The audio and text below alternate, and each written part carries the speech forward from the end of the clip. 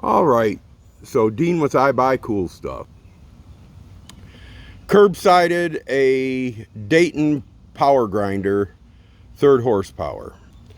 So I curbsided this old grinder here, and she has obviously seen better days. The lip here, the little cooling jacket here was broken. Pieces were freshly broken, laying there in the garbage. They obviously broke it when they threw it in the pile. So I decided what I'm going to do is I like the little lip there. Maybe it'd sit parts on and stuff, but it would never hold water because it was all the way. You can see how deep the busted off piece came down to there. So I took my angle grinder and cut it off. So the cord is definitely shot. As you can see here, the cord is just wiped out. So I got a wire wheel. I'm going to start wire wheeling it on my angle grinder because I got this cut off. Pull the cord off and see if it works. That's probably what I'll do next. I should have started there. And we'll come back in a minute and see what we got. All right, so I got her taken apart. I got that old junk cord off. Cut the wires. Now I want to make sure the switch is good or bad, so I did it this side of the switch so that I can test the switch at the same time. So it didn't make no sense. So hopefully it's already off, and I just stuck the wires in the end of the electricity there. I don't recommend doing this. This is what I do. Do not do as I do. Do as I say. Do it the right way. But let's see if she's going to fire up. Oh, there she goes. So nice and quiet, very little vibration. So the bearings are real good on it. So all we will have to put a cord on it, but we'll get there in a little bit. And the switch works good. So getting a poke from 110 volts, I've done it a million times, doesn't bother me much. But when it comes to safety, I always wear glasses when I'm dealing with wire wheels. Picturing a wire sticking out of my eye has never been one of them things I like to picture in my brain. So let's get this wire wheeled some. It's coming clean, it's getting a lot of that rust off.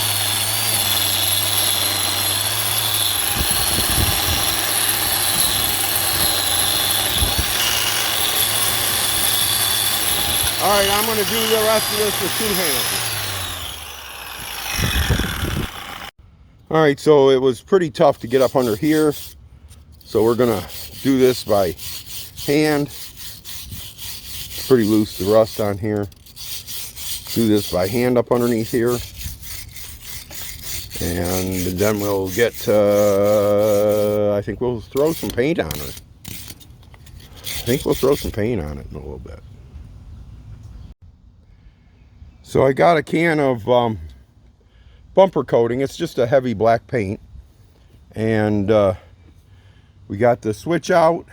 Got the nice build plate uncovered up so that we don't spray paint it black. Hand brush this on the side here a little bit. And we're going to start shooting some black on the bottom side of it. Just got it sitting up here in the old garbage can. So I'm not trying to do a fancy restoration. I just want it to look better than it did.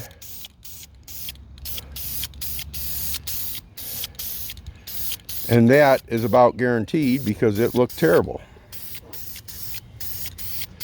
And if you got to do a little bit, you might as well do a little bit more.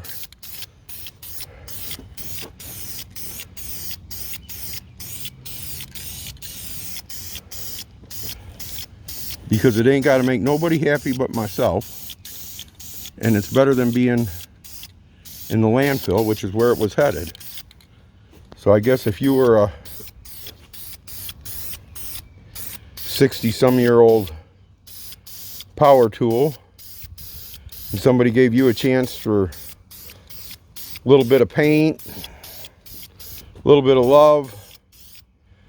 Not a lot of love, just a little bit of love. I think you'd go for it. Pulled the switch out of it so that we wouldn't get the switch painted. Flip it over to front way now. Sucker is heavy.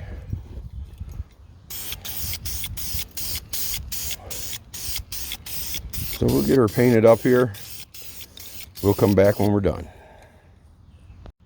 So we got her all painted. Let's see if we can peel this tape off of here. Not make a mess.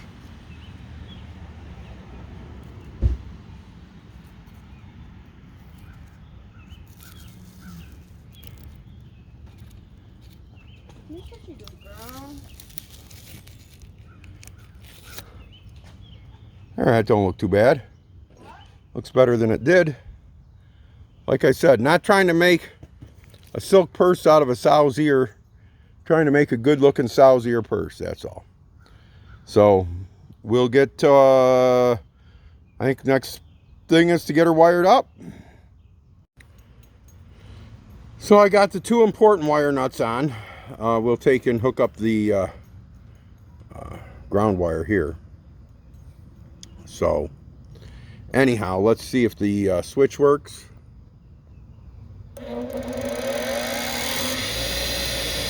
Oh yeah, switch works. So the neatest thing about this little dude is it had these, one just fell on the ground, neat little wire retainers, one on each side of the wire. So we'll put one on the inside here so the wire can't be pulled out. So we'll put one on here. And then we'll put the other one on the outside. That's how they had it set up. But they're neat little wire restrainers to keep them from, and because they were there and they seem to work good, we'll put them on this one and should never have an issue with somebody trying to pull on the wire nuts because they're pulling on the cord. All right, so we got a lot done on her. She's pretty much ready to go. I think this is all right. This is, hit this with the wire wheel so it's not sharp in any way. I'll be able to sit projects I'm working on in here. It will not be a cooling tray anymore where you had wet water in it. They busted that. I'll stop at Harbor Freight and get me a new stone for there and a new wire wheel for here. And this nice classic Dayton Chicago 12. So you know it's got to be 60 plus years old. And she starts up and runs like a champ, no vibration. She's just a dandy. And I don't know why they would have put this handle on here. That strikes me as odd. But it don't have any safety shields on it, which is fine with me. I am not the safest YouTuber out there. So, like I always say, God bless you, God bless America. Like, comment, and subscribe. And get out there and find some cool stuff.